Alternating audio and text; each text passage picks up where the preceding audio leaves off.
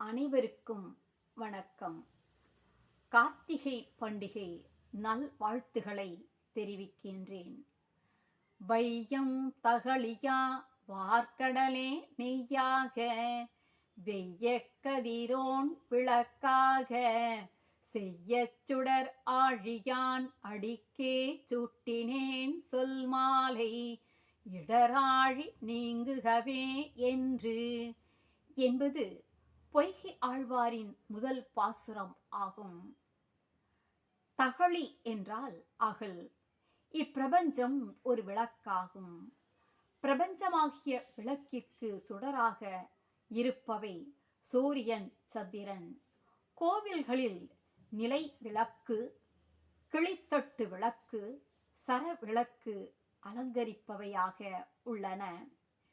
இல்லங்களில் காமாட்சி விளக்கு பூஜை அறையில் வைத்து சிறப்பாக ஏற்றப்பட்டு வழிபாட்டிற்குரிய ஒரு பொருளாக அமைந்திருப்பதை நாம் காணலாம். பரம்பரையாக காமாட்சி விளக்கினை போற்றி பாதுகாத்து பலரும் வருகின்றார்கள். எந்த ஒரு விளக்கினை ஏற்றுகின்ற பொழுதும் மஞ்சள் குங்குமம் இட்டு மலரால் அலங்கரித்து அதன் பிறகு விளக்கினை ஏற்றுவது சிறப்பிற்கு உரியதாகும். காமாட்சி விளக்கினை போன்று குத்து விளக்கு முக்கிய இடத்தை பெறுகிறது. விளக்கு பூஜையிலே குத்து விளக்கு பூஜைதான் சிறப்பிற்குரிய ஒன்றாகும். குத்து விளக்கு எப்படி நிமிர்ந்து நின்று நன்றாக சுடர்விட்டு பிரகாசித்து எரியக்கூடியதாக இருக்கிறதோ, அதனை போன்று மக்கள் வாழ்க்கையும் இருக்க வேண்டும் என்று வணங்கி செய்யும் பொழுது அவர்கள் வாழ்க்கை சிறப்பு அடையும்.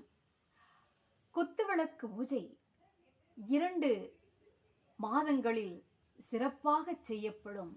என்னென்ன மாதங்கள்? ஒரு வருஷத்தை நாம் 2ஆக காணலாம். ஒன்று தட்சிணாயன புண்ணிய காலம், மற்றொன்று உத்தராயண புண்ணிய காலம் என்பதாகும். ஆடி மாதம் தொடங்கி மார்கழி மாதம் வரை தட்சிணாயன புண்ணிய காலமாகும். தை மாதம் தொடங்கி ஆனி மாதம் வரை உத்தராயண புண்ணிய காலமாகும். ஆடி மாதத்திலும் தை மாதத்திலும் வீடுகளிலும் கோவில்களிலும் குத்துவிளக்கு பூஜை மிக சிறப்பாக நடைபெறக்கூடியதை நாம் பார்த்து கொண்டே தான் இருக்கின்றோம். இந்த ஆடி மாதத்திலும் தை மாதத்திலும் தினந்தோறும் குத்துவிளக்கு பூஜை நடக்கவில்லை என்றாலும் வெள்ளிக்கிழமைகளில் சிறப்பாக நடக்கும். அது மட்டுமல்ல, தீபாவளி திருநாள் நாம் கொண்டாடுகின்றோமே, அந்த தீபாவளி அன்று எங்கு பார்த்தாலும் விளக்கினை ஏற்றி வைத்து வழிபாடு செய்யக்கூடியது நம்முடைய இந்தியாவிலே பாரம்பரியமாக நடக்கக்கூடிய ஒன்றாக உள்ளது. அதற்கு அடுத்ததாக தை மாதத்தை எடுத்துக்கொள்ளுங்களேன். அன்றைக்கு முதல் நாள் மகர சங்கராந்தி அன்று சபரிமலையிலே மகர ஜோதியானது ஏற்றி வைக்கப்படுகிறது. கார்த்திகை பண்டிகை நல்வாழ்த்துகள் கூறினேன். ஏன் தெரியுமா? கார்த்திகை மாதத்திலே 3 நாட்கள் நாம் சிறப்பாக விளக்கினை ஏற்றி வைத்து வழிபாடு செய்கின்றோம். அந்த முதல் நாள் பெரிய கார்த்திகை, 2ஆம் நாள் சின்ன கார்த்திகை, 3ஆம் நாள் குப்பை கார்த்திகை என்று கூறுவார்கள். கார்த்திகை மாதத்திலே கார்த்திகை நட்சத்திரத்து அன்று நாம் சர்வாலய தீபம் ஏற்றுவதை கண்டு மகிழ்ந்து உளமாற போற்றி வணங்குகின்றோமே. ஏன் தெரியுமா? பஞ்சபூதங்களில் முக்கியமானதாக திகழக்கூடியது அக்னி, அதாவது ஜோதி. விளக்கினை ஏற்றி வைக்கின்றோமே, அதிலிருந்து நமக்கு கிடைப்பது என்ன? ஜோதிதானே. அந்த ஜோதி லிங்கமாக சிவபெருமான் திரு அண்ணாமலையிலே எழுந்தருளினார். ஏன் தெரியுமா? ஒரு முறை படைப்பு கடவுளான பிரம்மனும் பாதுகாப்பு கடவுளான திருமாலும் தங்களுக்குள் போட்டி போட்டு கொண்டார்கள். தங்களுள் யார் பெரியவர் என்பதே அந்த போட்டியாகும். அவர்களால் ஒரு முடிவிற்கு வர இயலவில்லை. ஆகையால் யாரிடத்திலே சென்றார்கள்? சிவபெருமானிடத்திலே சென்றார்கள். சிவபெருமானிடத்திலே தங்களில் யார் பெரியவர் என்று தாங்கள்தான் கூற வேண்டும் என்று வேண்டினார்கள். சிவபெருமான் பரமேஸ்வரன் அல்லவா? சிரித்து கொண்டார். அவர்களை பார்த்து கூறினார், என்னுடைய திருமுடியையும் எனது திருப்பாதத்தையும் யார் உங்களில் முதலில் பார்த்து வருகிறீர்களோ அவர்கள்தான் பெரியவர் என்று கூறினார். உடனே படைப்பு கடவுளான பிரம்மன் சிவபெருமானுடைய திருமுடியை காண்பதற்காக அன்னமாய் மேல் நோக்கி சென்றார். சிவபெருமானுடைய திருப்பாதத்தை காண்பதற்காக கீழே பன்றியின் உருவம் எடுத்து திருமாலானவர் சென்றார்.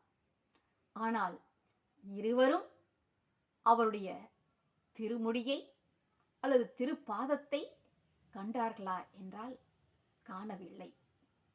ஆனால் பரமேஸ்வரன் அவர் தனது அன்பர்களாகிய ஆத்மாக்களாகிய நம்மிடத்திலே கைலாயத்திலிருந்து திரு அண்ணாமலைக்கு வந்தார்.